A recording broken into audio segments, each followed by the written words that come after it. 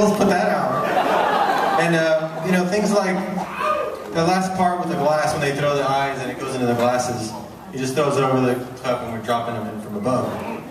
$2 trick, but the thing is, I would still solve a problem like that today when I'm making my movies. I haven't changed. So everything's always a $2 trick in my movies. It's the most fun is coming up with how to solve a problem when you don't have money. And I think that's why, even after Mariachi, I stuck with that method because once I saw that I could do this on a film scale and a studio would release it, I'm not going to change the way I've been working since I was 12. That's how I've always, I like that way. It's very creative. You never feel like you're officially making anything.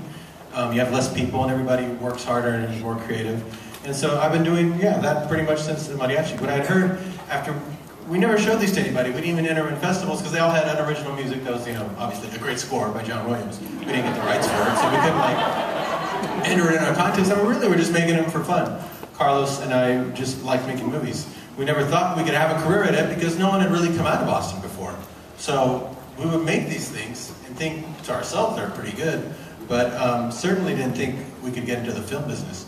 Until one of my short films, Bedhead, started winning contests, and I thought, somebody might see one of my short films at a film festival and want me to make a feature, and I don't know how to make a feature. I've only been making short movies like this.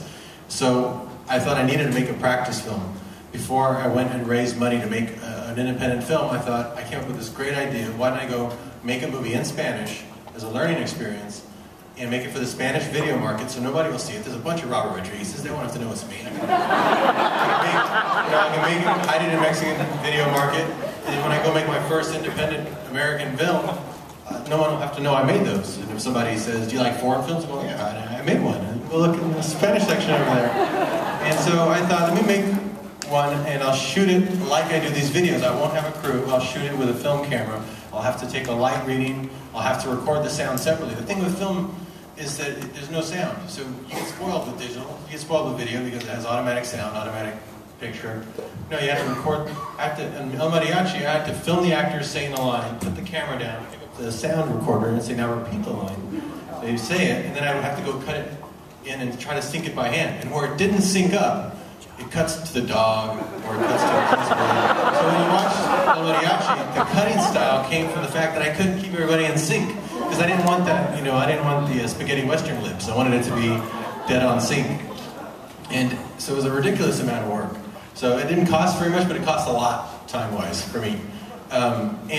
Story-wise, I didn't know how to tell a feature, so I just repeat everything 3 times. You see, in this movie, when he jumps on the back of the truck, you'll see that same gag in El Mariachi, except it repeats 3 times. He jumps in the truck, jumps the second time, but the third time there's a twist. That's the comedy rule of 3s. Everything happens in 3. So if you notice, I made a short film called El Mariachi, and I multiplied it 3 times. Everything happens 3 times. And it ended up falling into this really neat 3-act structure, accidentally. So a lot of it was just experimenting. I didn't mean for anybody to ever see it. And how do you save money when you make a movie like El Mariachi is write a script around things you have. So we had a hat for Carlos and Ismael Jones. He had a ranch. He had his niece, Mari Carmen, who was here. It was the first time she saw it on a big screen.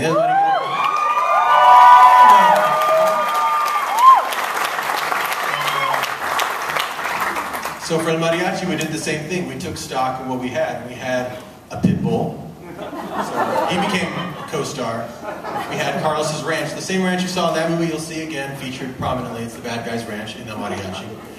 Carlos's uncle had a bar, so we featured the bar. And we wrote that in. And then he said, another friend of mine has a school line, a line of buses. So that's going to be an action scene. You're going to get hit by a bus. So at some point we wrote the bus into the script. And he said, another friend of mine has a turtle. Turtle's in the movie. Anything that would give it a little more production value. What we're going to try and do is go and sell this movie to Spanish video. And I didn't want him to think it cost $7,000. I was trying to make him think it could cost $70,000.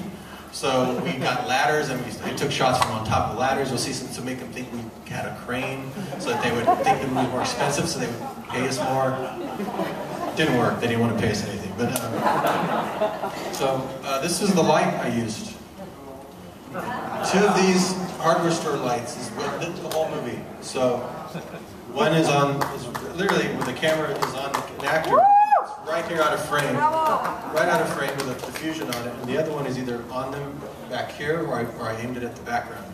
If you look close, you'll see that we actually get away with two lights and a camera in those props. So we're going to watch the mariachi and then we're going to do a Q&A while they set the stage and then we're going to rock.